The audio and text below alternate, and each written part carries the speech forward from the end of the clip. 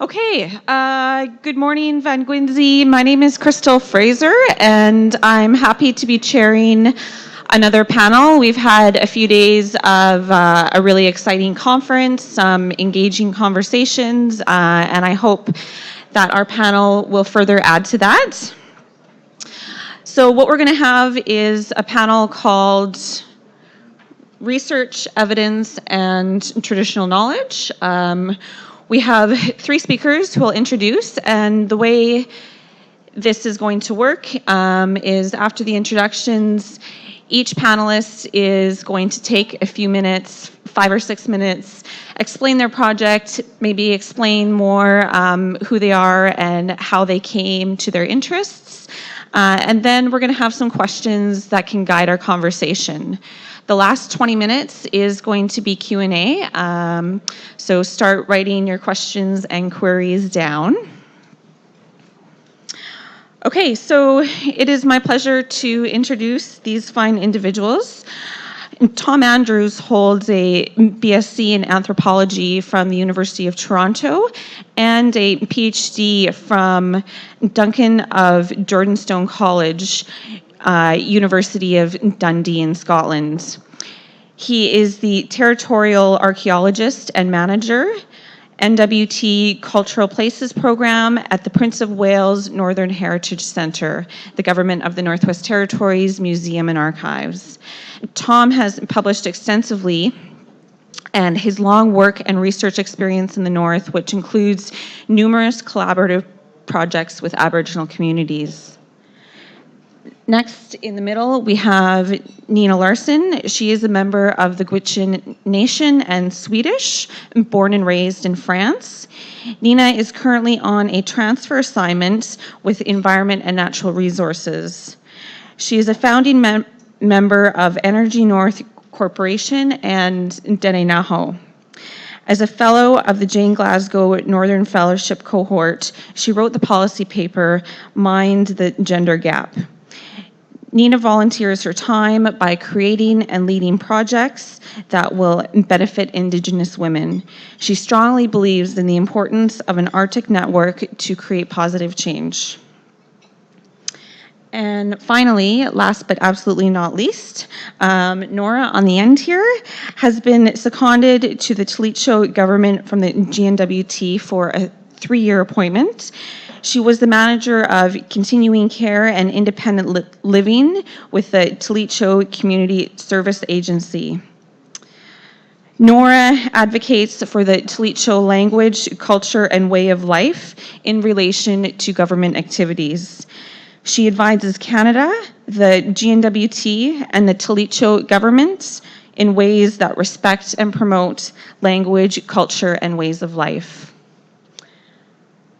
So we are going to get started, and I will hand it over to Nina Larsson. Thank you. Hello, everyone. It is an honor to be here today. I would like to acknowledge that we are on the Tlicho traditional territory. My name is Nina Larsson. I was born and raised in France from my Wedzin mother and a Swedish father. My mother grew up trapping on the land and later became a 4-time Olympic skier. Once retired, she traveled to Europe promoting Wedzin art and culture. And we all relocated to the territories a decade ago to grow closer to our Indigenous cultures and tradition. It is my passion for excellence and innovation that made me join the Jane Glasgow Northern Fellowship and develop the policy paper, Mind the Gender Gap. The Jane Glasgow Northern Fellowship is aimed at young Indigenous Northerners, aged 25 to 35, who want to build a strong North that benefits Northerners. It provides additional support, networks, and guidance from mentors and peers across the North to help deepen our understanding on important issues facing our region and support developing policy ideas to address those issues. This fellowship program was created after James Glasgow's work through the Gordon Foundation, who brought the knowledge of Indigenous communities, ideas and projects from the North to the attention of the philanthropic community so they could finance projects and community-based initiatives. For those who have traveled to our communities, you can agree that women are leaders in many areas, despite institutional barriers and social oppression. Often, it is women who are taking the lead in ensuring Indigenous languages and cultures are passed on to younger generations through initiatives such as Speak GNWT, Tlicho, or Wedzin. Indigenous women are leading the way in helping our communities heal by addressing the destructive legacies in colonization, like drug and alcohol use. Some are taking on important roles in the fields of healthcare and education to help ensure our youth are healthy and have access to education through Dishanta, for example.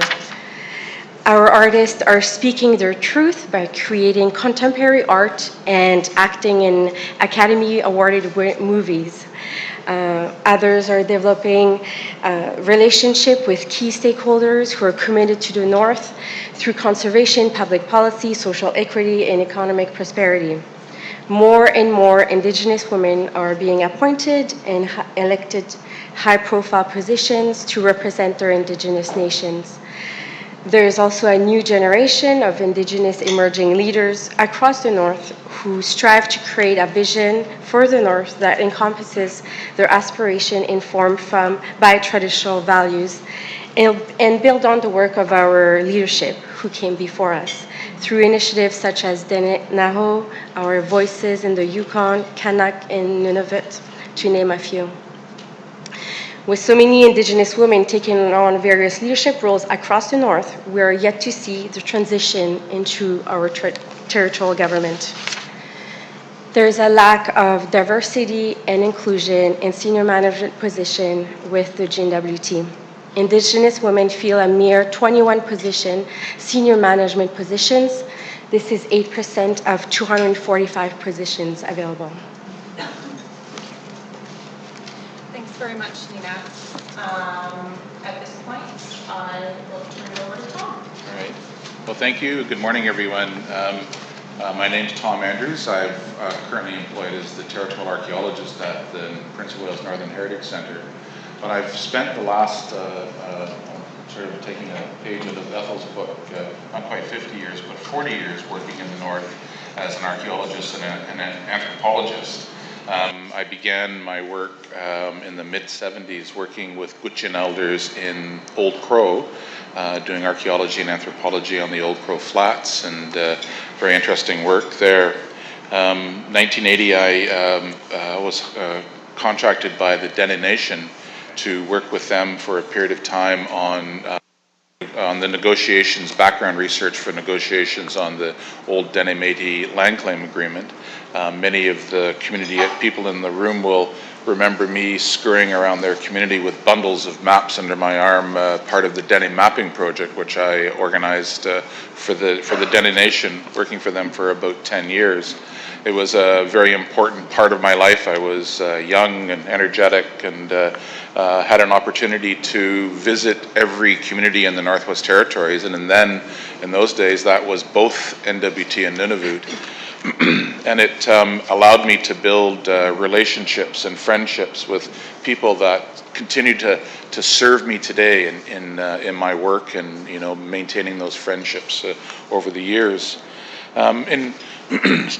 Excuse me, in 1990, I moved to the Prince of Wales Northern Heritage Centre, working for the territorial government, and was given an opportunity to initiate research. And it was an elder, a Tlicho elder named Harry Simpson, who during my time with the Dene Mapping Project in 1982, I went to the community of Gamati to present our progress to date and on recording and presenting the trails that showed Dene land use over the last centuries. And at the end of my presentation, Harry Simpson rose and he said, well, in Tlicho, he said, thank you very much. You've done a good job. He said, now that you know the trails, it's time for you to learn the place names and the stories that go with them.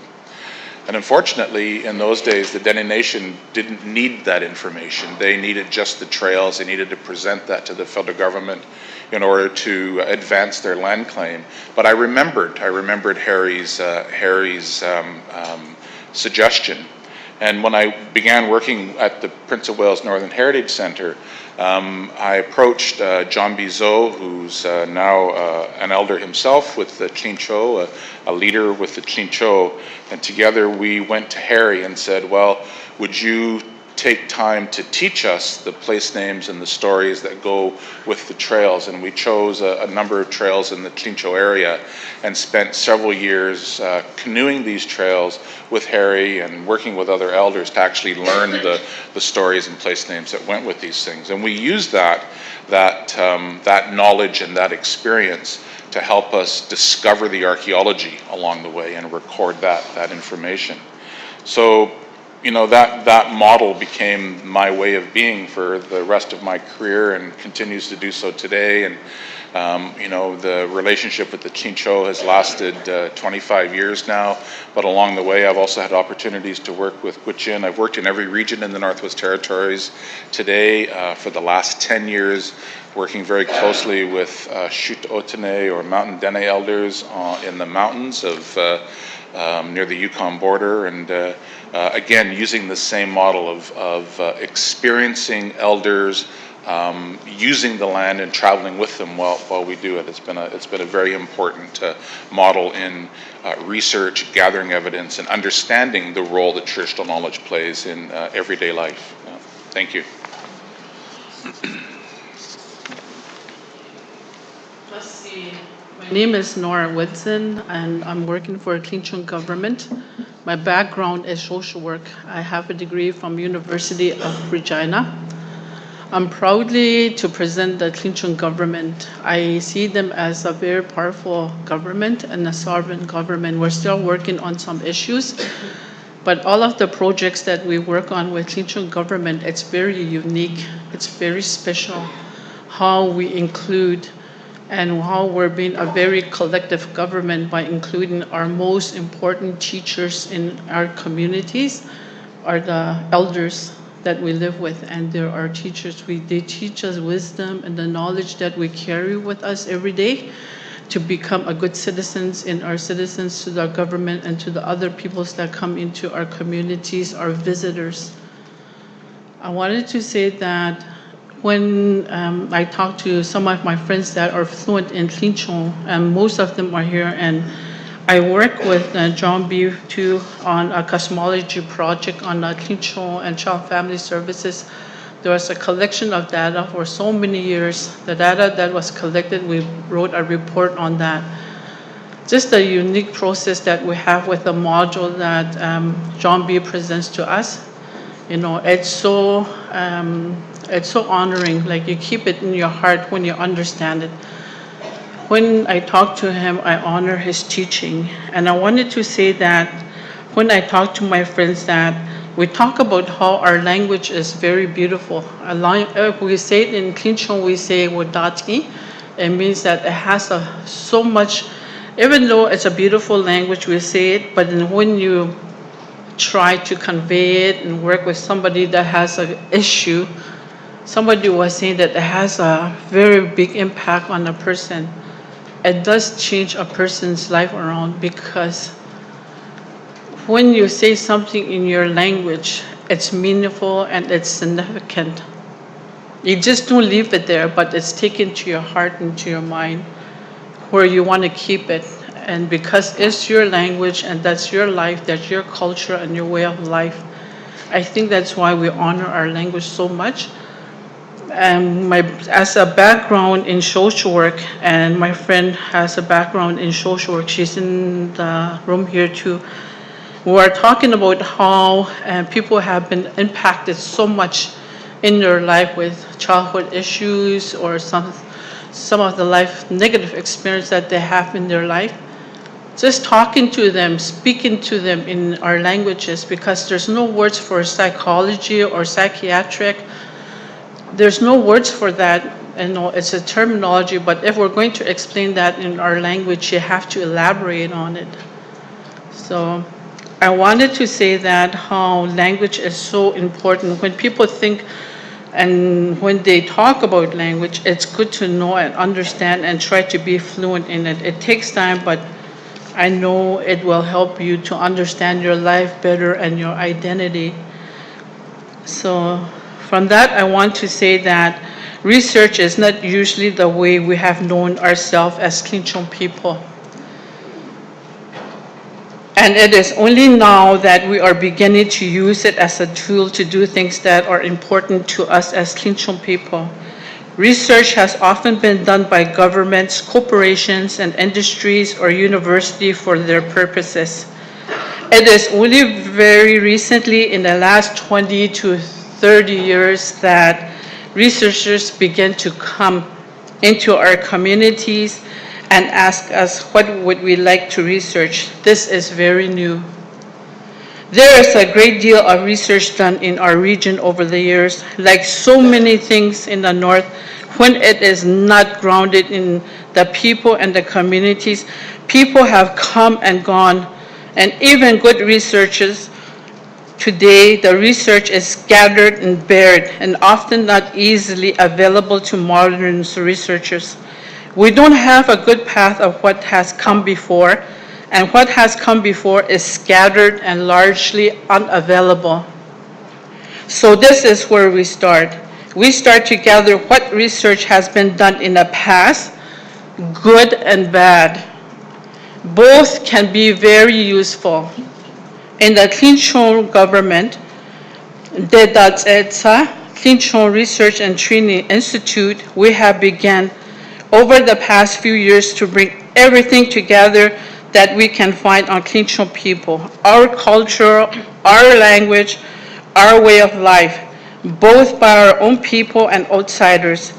We collect photographs, videos, and films, oral audio recordings, and documents.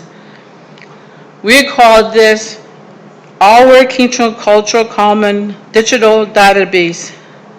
We have currently over 30,000 items in it, and it occupies over 33 terabytes of space on our computers.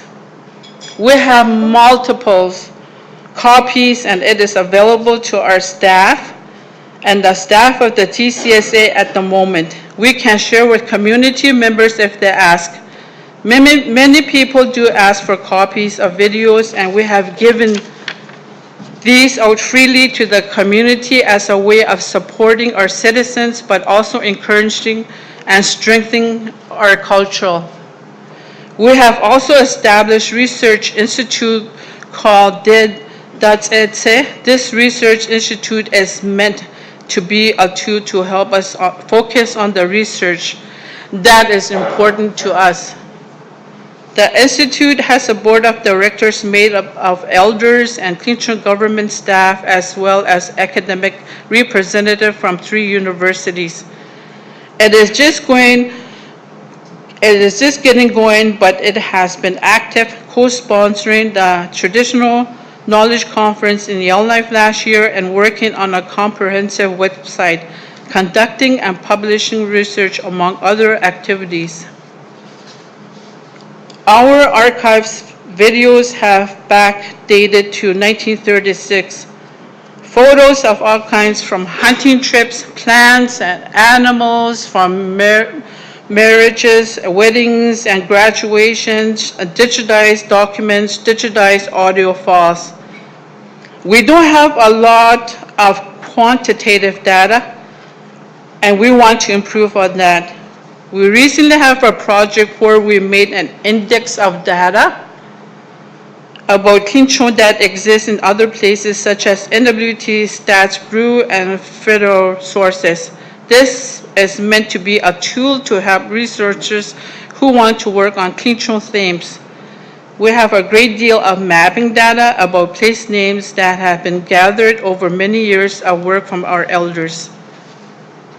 Most of the data we have is qualitative, which of course fits with Aboriginal ways of knowing and narrative forms of research. It includes the stories and the experience of our people, our Tlicho people, as told by our Tlicho elders.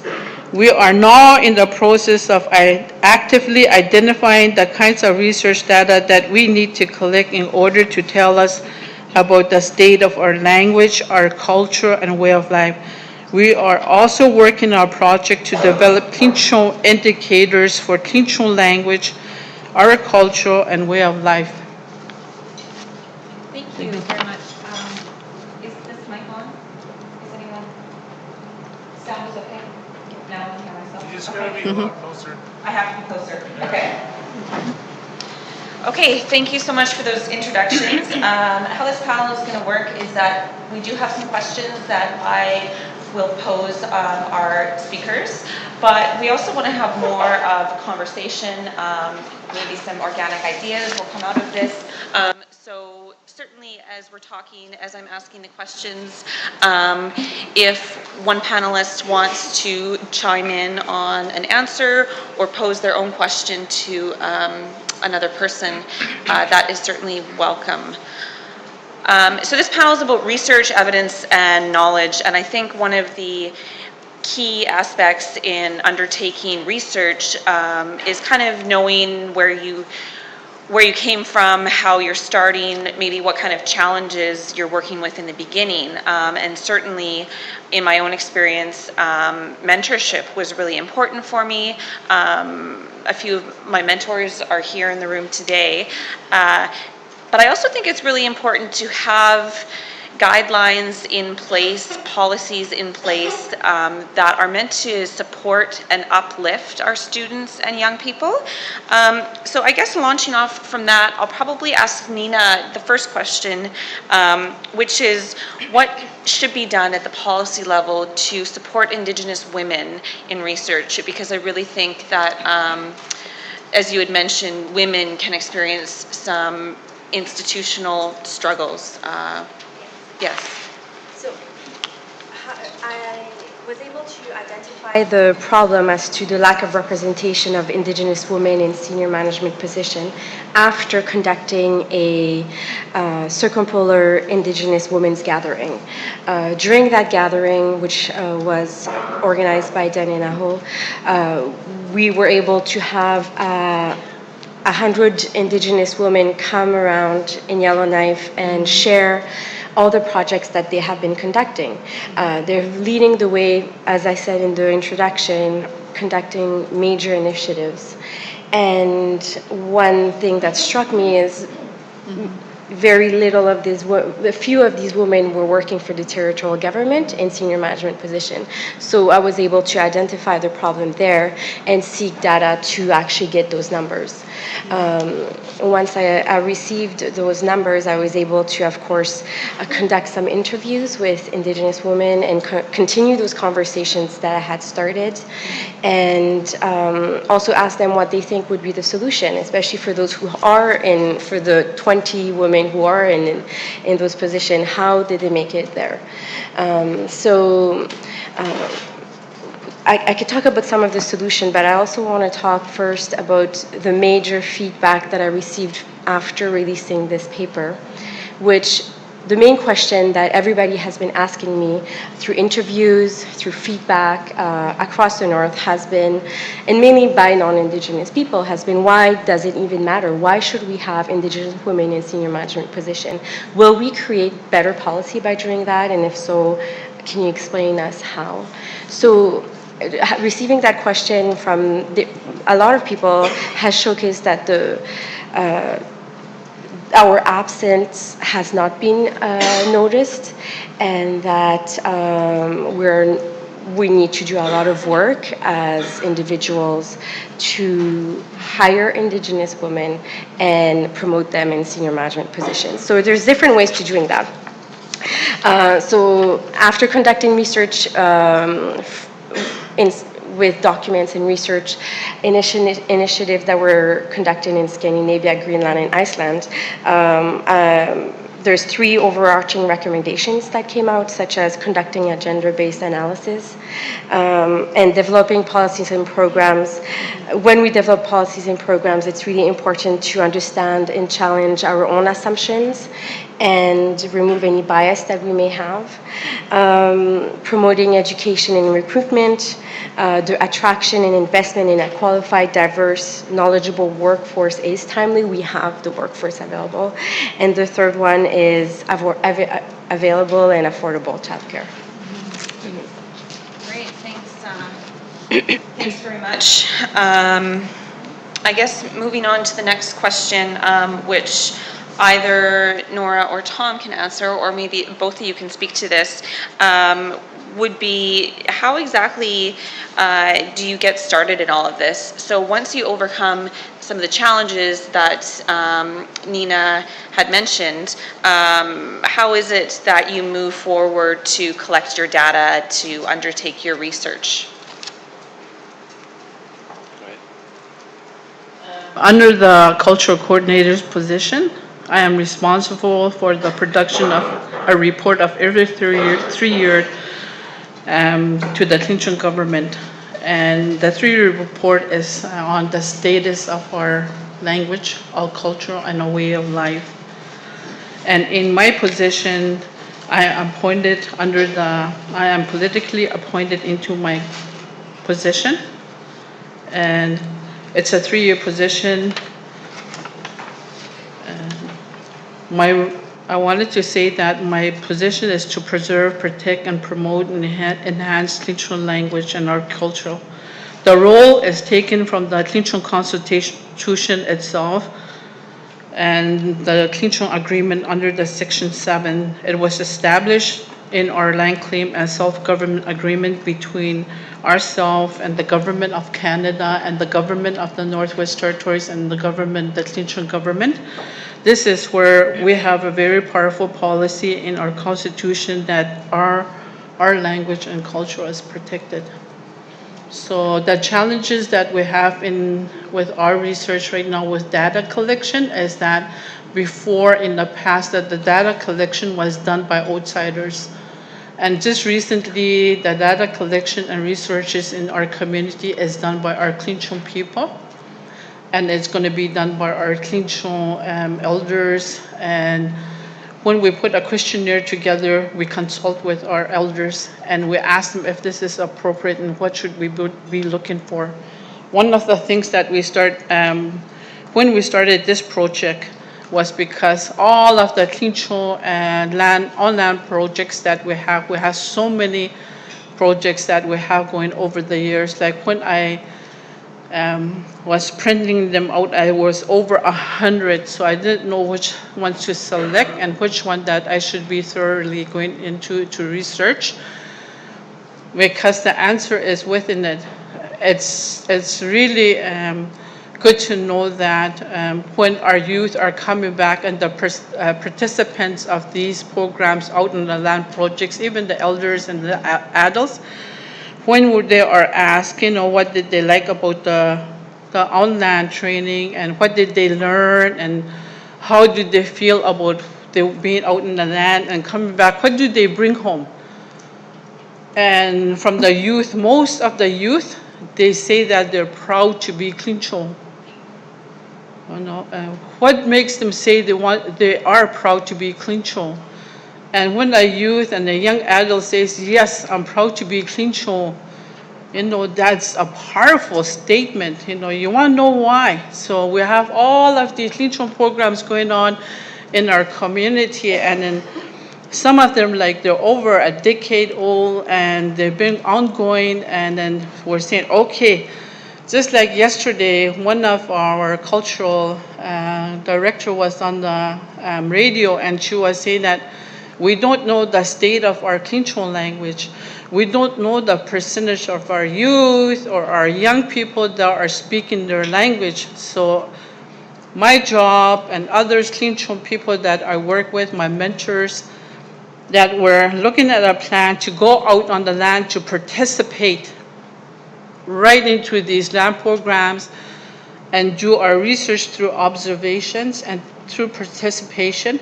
and also through videotaping it and audio taping it and interviewing the elders on the land, and find out if these youth are speaking or learning Tlicho words out on the land. Like when Tom was saying that place names are very important. Are these elders teaching our young people about the place names, the importance of it, the narrative behind it? Why was it named that way? You know, all of these questions are coming. Are they learning how to be safe out in the land? You know, do they know how to survive out in the land? Also, are they practicing their traditional hunting skills? Are they teaching them how to fish? You know, all of these things, we're going to collect the data. And then this way, then we'll know if we can measure our language, our status of our language, and our cultural and our way of life. We're going to look for cultural indicators, the indicators that we need to complete our research. The indicators that we're going to be looking for is the language and our culture and our way of life and the way things are done out on the land. We already have these strong programs in our Tlicho region, but we're just going to build right on it. So we're hoping that this report will be done within a year. Thank you. Thank you. I guess thinking about traditional knowledge, we often think that traditional knowledge is embedded in stories, and it is to many much of the time. But really, it's more embedded in traditional skills and practices. So, you know, Nora talked about a young person traveling on the land with an elder, and you know that person is taught how to use an axe safely. It's taught how to develop a respectful relationship with the animals that humans share the environment with, so that when it comes time to be a hunter, the animals will feel comfortable in giving themselves over to the hunter because rules have been followed and respectful relationships have been developed. And you know, traditional knowledge is embedded in how you build a canoe, or a birch bark canoe. It's embedded in how you make a moose skin boat, how you tan a hide, how you dispose of an animal's remains. You know, traditional knowledge is embedded deeply into those skills and practices, and children were educated through travel. You know, they were educated and socialized through travel in the old days. So as they traveled, as they made a birch bark canoe and then traveled with their parents, learning the stories and the place names and all the skills that are necessary in being Tlicho or Wedzin or Otene. I mean, those were all really important in defining the person that they grew up to be. So as a non-Aboriginal researcher coming into that world, what are the things that are key for me? You know, what do I have to do to be able to sort of approach that as a researcher and learn it? And I think there are three key points. One is, you know, and I think this is the overall theme of the conference, it's impossible to do unless you are engaged in a partnership or a collaboration. So I think back to the work with John Bizot and Harry Simpson. We were partners, we were co-researchers. All of the work we did, we devised and developed ourselves. And then when we undertook the research, we traveled traditionally on the land. We canoed, birch bark canoe trails. We lived off the land. Harry's fishing net and his rifle helped feed us, and he taught us how to clean fish, how to set the net, how to, you know, do all those sorts of things. So as a non-Aboriginal researcher, in many ways, I'm like a Dene youth. I'm learning, you know, the same things that a young person would learn in that society. And as researchers, we have to be willing to put ourselves in that kind of relationship. I think the other thing that's really important is listening. This is really, really important. Certainly, you know, you have to listen to be able to understand knowledge that's embedded in stories. But as a non-Aboriginal person coming into this amazing world of traditional knowledge, and I really felt this when I began working for the Dene Nation. You know, I'd arrive at a meeting like this where everybody's sitting around at a table, elders who, in those days, you know, 30 or 40 years ago, elders who were born and raised on the land. They lived, you know, decades and decades living a traditional life on the land, and really only moved into communities in the 50s. And you know, they would speak, and I was completely overwhelmed, you know, understanding the knowledge and skills that they held. And here's me, I'm supposed to say something. You know, what do I know? I don't know anything. So I actually made a conscious decision that I would listen for 5 years. And, you know, I spent 10 years working for the Dene Nation, and I listened for 5 years, attending all of those meetings and basically learning, you know, from the elders. So I think listening is really important as well. And I think the third point that's key, and there are other ones as well, but I'll list three. The third one is making a long-term commitment. So, you know, all small communities in the world are suspicious of outsiders. That's just the way it is, you know. And if you want to engender respect, mutual respect, it takes time. You know, and you can't arrive on the charter, have the plane hold, conduct your research, and then leave at 4:30 in the afternoon. You know, you need to make a long-term commitment. So, and to me, that's meant 25 years of a relationship with the Tlicho. I'm just beginning a relationship with the Mountain Dene. It's only lasted 11 years, you know. I mean, these are the kinds of things that I think are really important, that you have to be able to commit to the long term. And sometimes that's difficult for university students, you know, who feel pressures from universities, you know, some of the drivers of, you know, outside influences that are requiring that your thesis be done within a strict amount of time, or that you have you know, an application into the funding agency and a report back in a certain amount of time. So I think we need to teach those institutions the rules as well, you know, that they need to understand those things too. So I think I'll leave it there. Those are the 3 points I think are key. Thank you. Great, thanks so much. The next question I was going to pose was about mobilizing your research. So let's say you've collected your data. Now, what do you do with it next? And some people might call that methodology. And methodology can kind of be a scary, vexed concept because they're so varied. So methodology might include your worldviews, how it is that you approach your research, what kind of an individual you're from, what community you come from, your past experiences. But methodology in a more practical sense is also, are you going to use statistics? Are you going to use oral interviews? Exactly what kind of approach and evidence you're coming to your project with. But I also think that in the North, really a key part of methodology is consultation.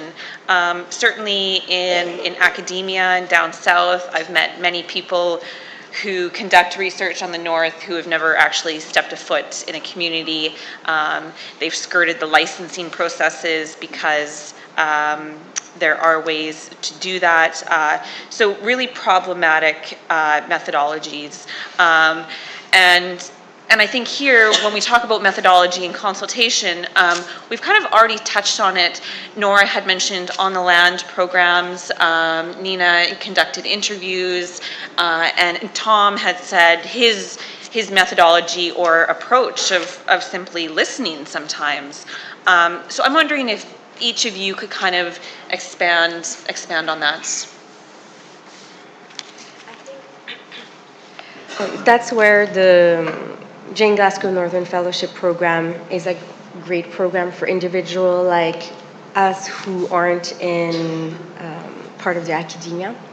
So we are simply Northerners who want to create change, and we want to have the tools, policy tools to do that. So the foundation has funding and mentors from different sorts of fields who are there to support you to make sure that your research is conducted in a very good way. So we had mentors such as Tony Pennickett, Stephanie Albacker-Fox, Ginger Gibson, Mary Simon, to name a few who were there every step of the way to support us as conduct your annotated bibliography, conduct researches, and they also allowed and put an emphasis on research the indigenous way by, for example, photographic research or conducting workshops in the communities or conducting a conference, all these different ways to collect data, I believe, and make sure that the information is properly processed and understandable for people like us who don't have a PhD, for example. So that's where the fellowship is really important in supporting northern projects with solutions for northerners. Thank you.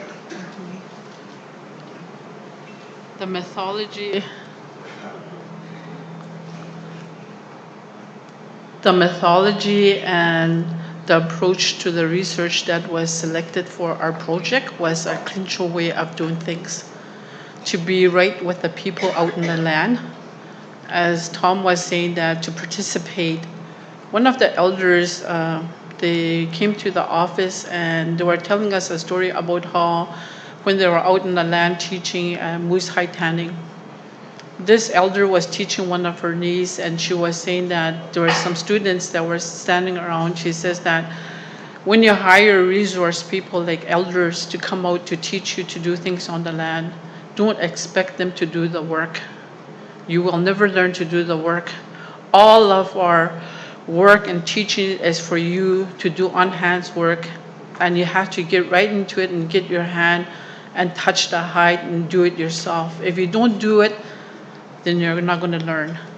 And she says this is the way that we've been taught when they were growing up. So that's one of the methodologies, like the approach that we took was that qualitative approach, so that we can be there and we select all of their stories about telling us and listening to them on how they used to live. And there's every step of the way, there's a ceremony around how to do moose hide tanning, caribou, how to respect it and where to place it. And when a young girl is going through her special moment in her life, you have to teach her some special teaching, and you just don't get that out of the book, you know. And being right there on the land with the elders, they'll give you the information and they give it to you with blessing.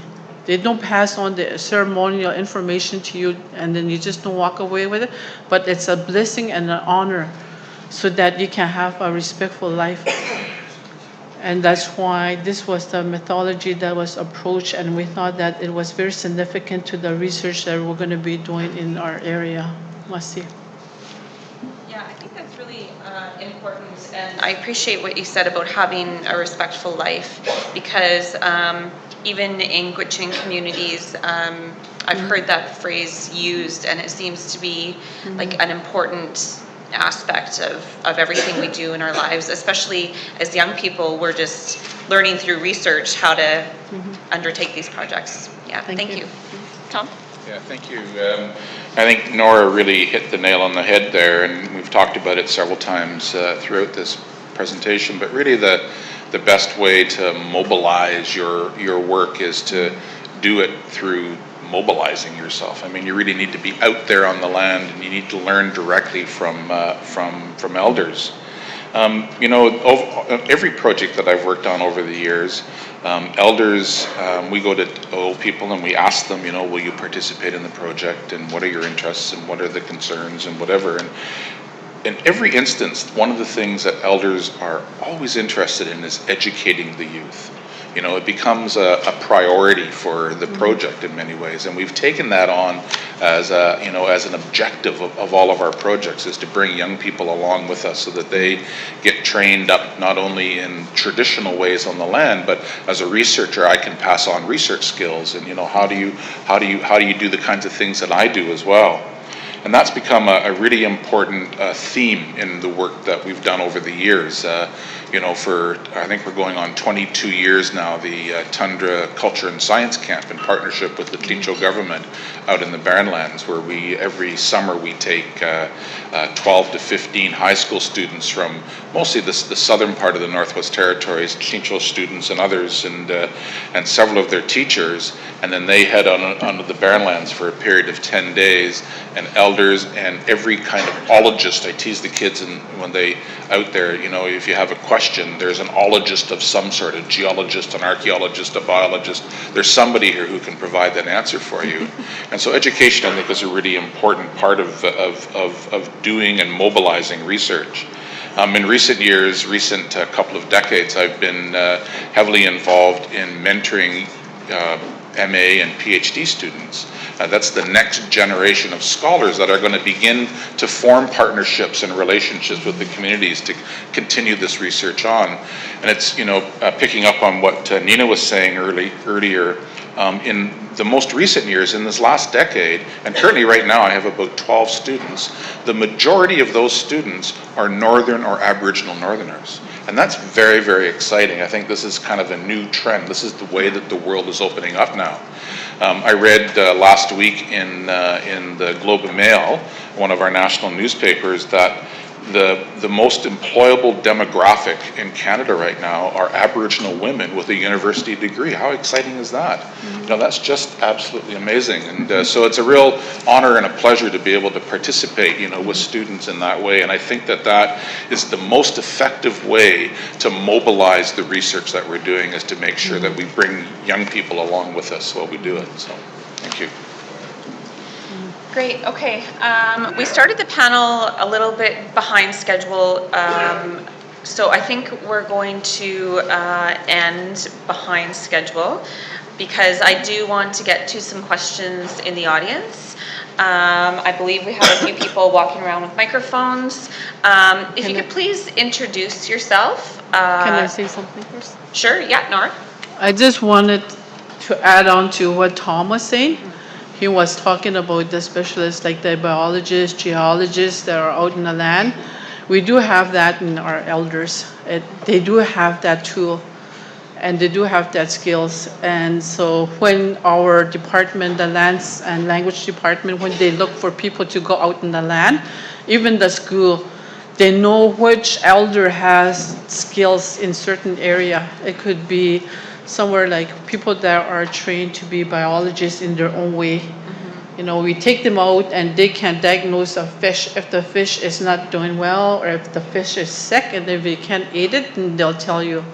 So in our culture, we'll always have that people, but they weren't really certified like from the university, but we do have a lot of our elders and our young elders like John B. and some of our young social workers. They do have that strong like two people. They have the degree in the strong like two people, and our elders too. And I just wanted to bring out that, because we always seem to miss out on our elders, and they're never recognized. And we need to give them the recognition that without them, we're not going to be here. We survived that long because of them. And they didn't have a paper to show for it. So, masicho.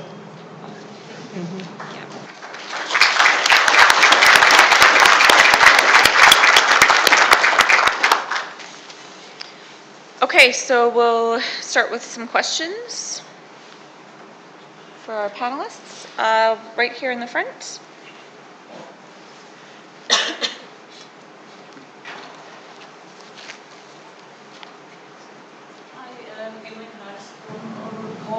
I have a question for Nora. I was on the Tlicho government website a couple of weeks ago, and I clicked on the link to the research institute, and it's still under development. Do you have any idea of when you will have that up and running and we'll be able to access some of the resources that you have collected? You can go into Tlicho.ca, and most of them is available, but the other one is still on works. It should be available, and I'll contact the right person for you. If you give me your business card, then we can email you the information. Masi. Okay.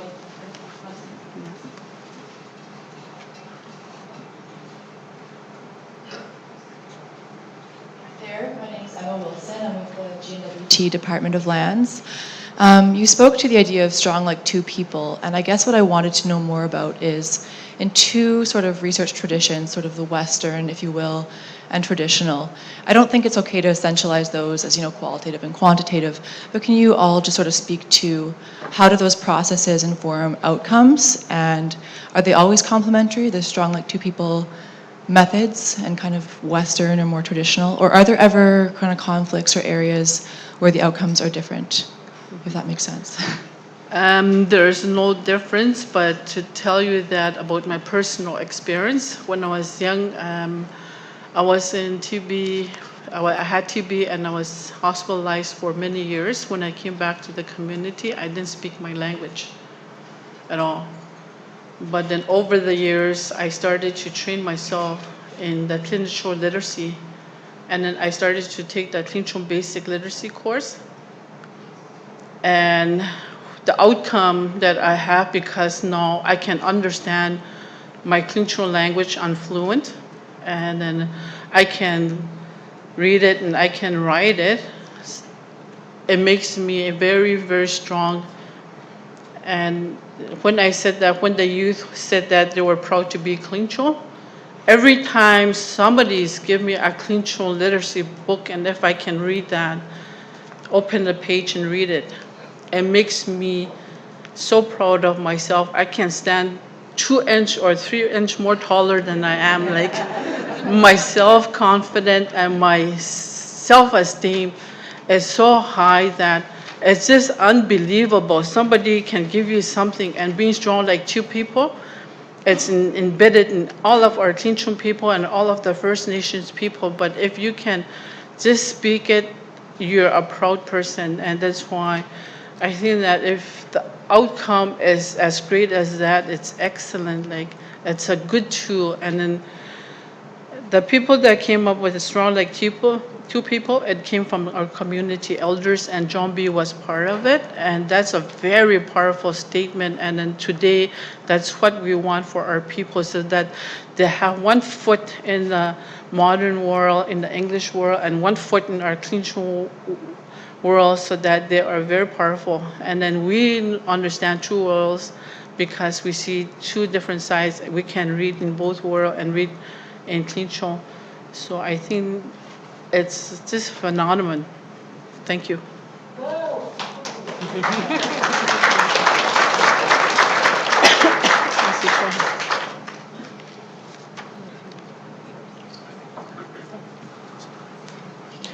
I'm Jane Archuk with Aurora College, and I just want to speak to Aurora Research Institute, which is legislated as the licensing body for research in the Northwest Territories. And we are in the process, and you may receive very soon, of a full compendia of 30 years of licensed research in the Northwest Territories. They've all been done individually, but they will now be together on a stick and mailed out to anyone who's interested. They're going to all the Aboriginal organizations, so that any research that has been licensed is accessible to people in the Northwest Territories to use. I had a second. Oh, I also would like to speak to Tom, has also joined us as a research associate. Aurora College and Aurora Research Institute are Tri-Council eligible for research funding, and Tom is one of our first research associates who has joined and now is eligible as well for Tri-Council eligibility. And we welcome anybody from the GNWT as a researcher to join us and become Tri-Council eligible. Masi Cho, thank you, panel.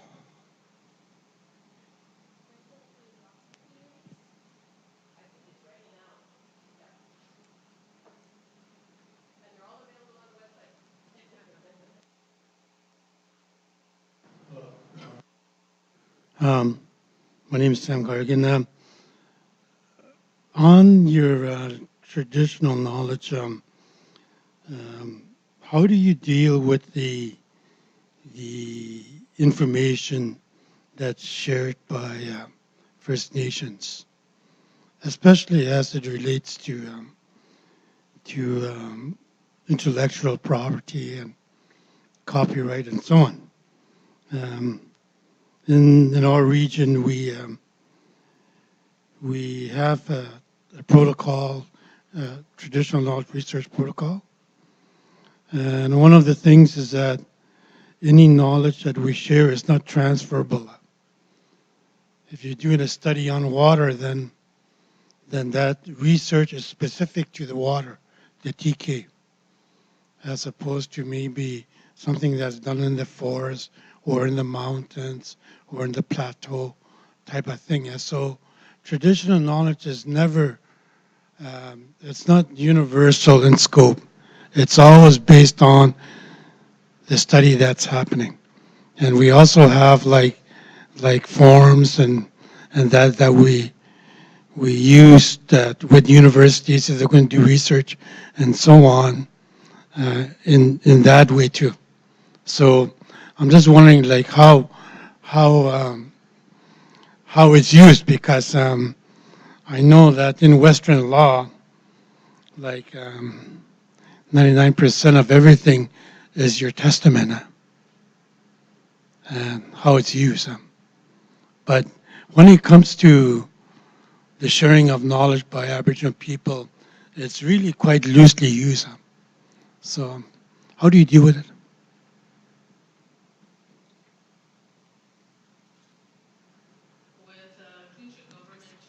Have protocols too, and we're developing policies.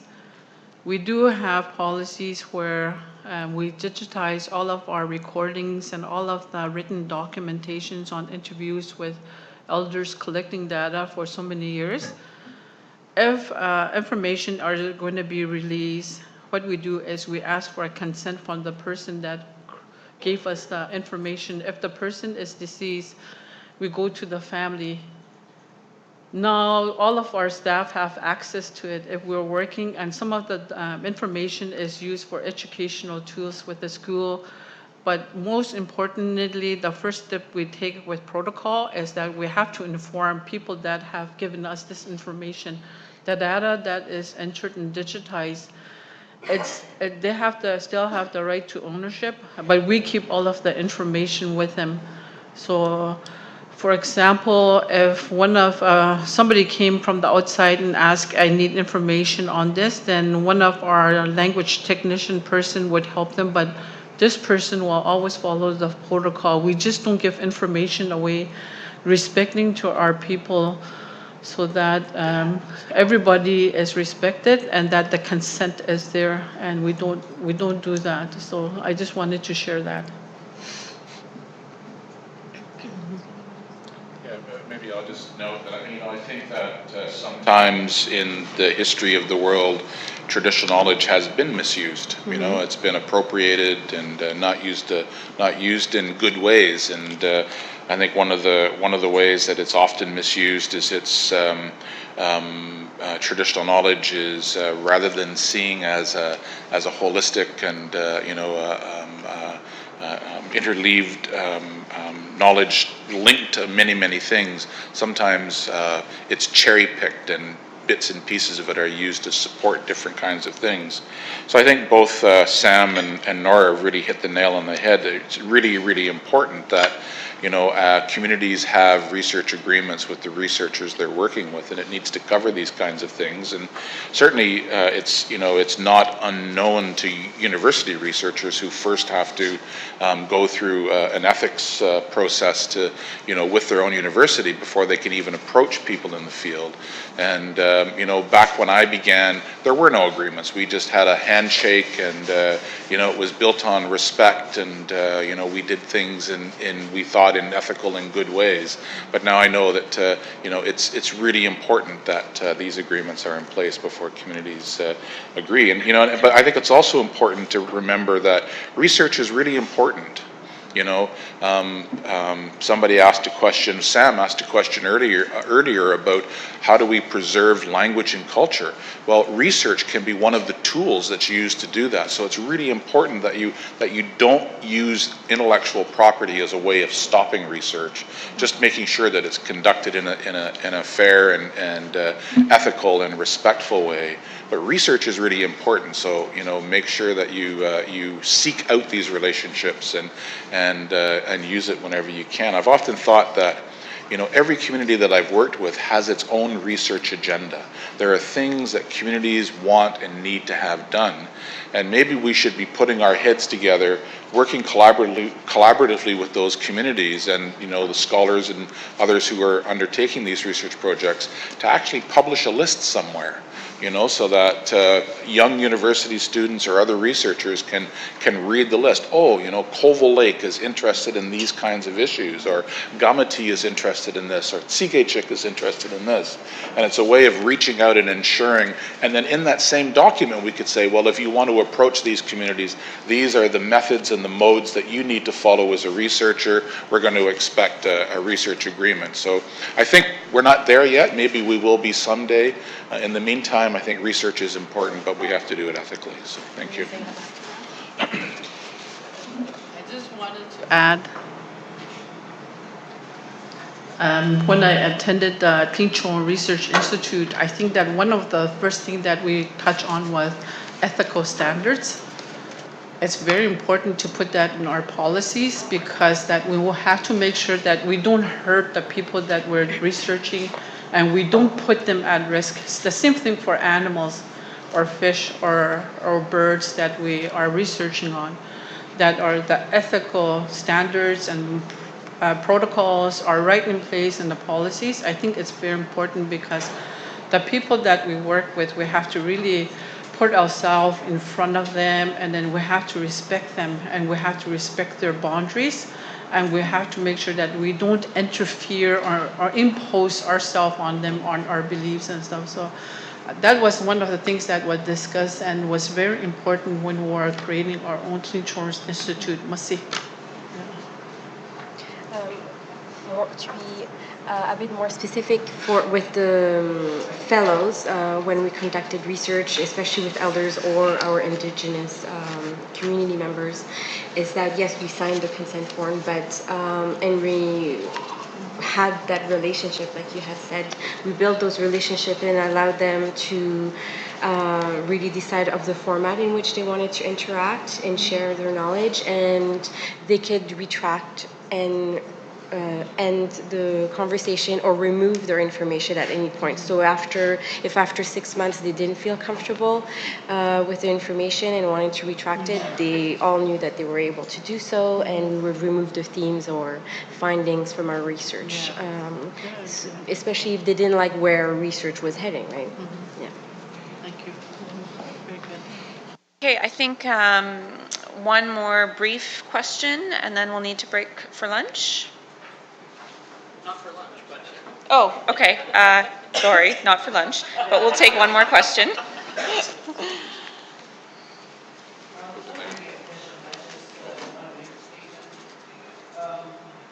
With comments that Andrew and Nora had made about language, and very important to have a listening skill. When an elder starts telling their story, you don't stop that elder, or in the meantime ask questions, because there's all the information.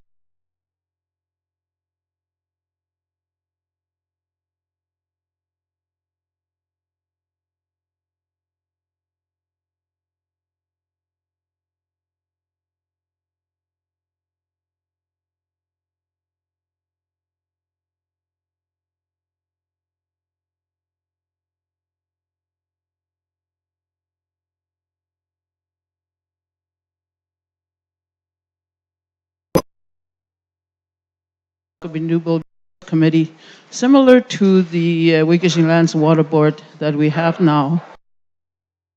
Communities with impact from resource development.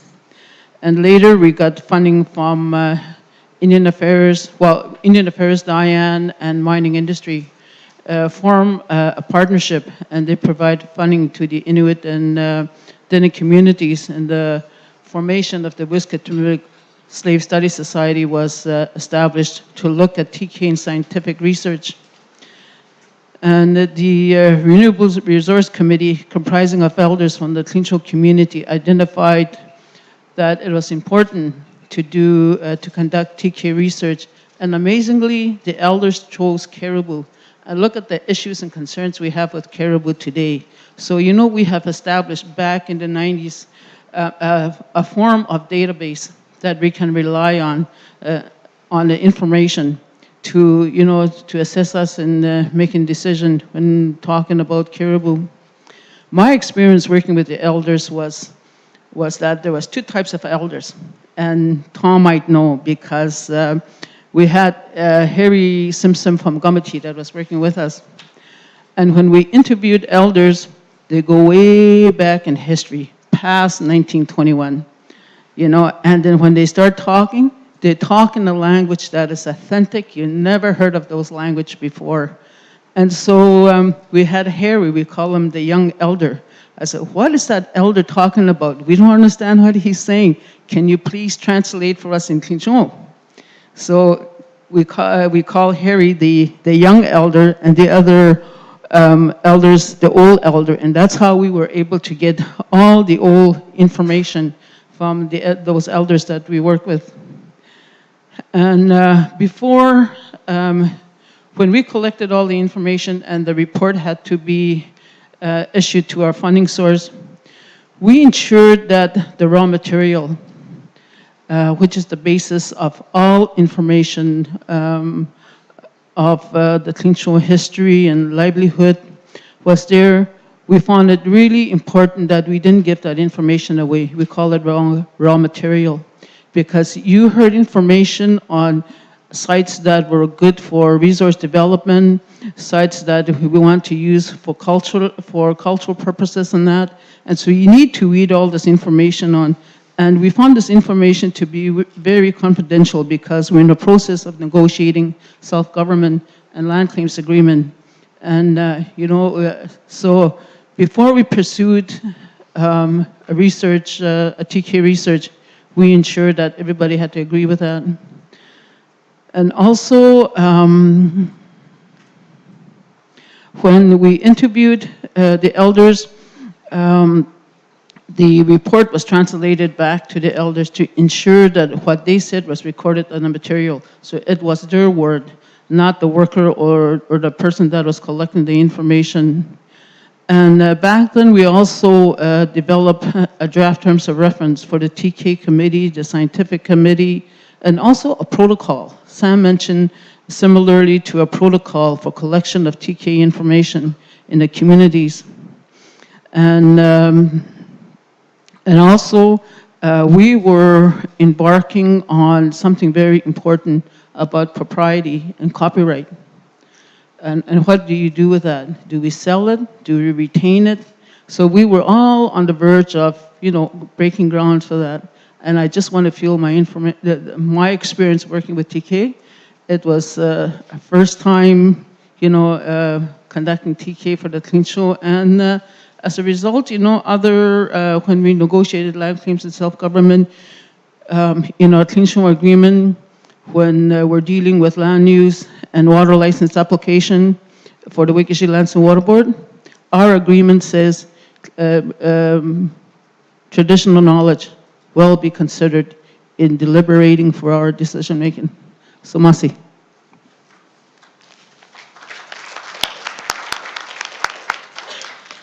Okay, thank you very much for sharing your insights and experiences. I think that really added to our panel, and if everyone could please join me in thanking our group today.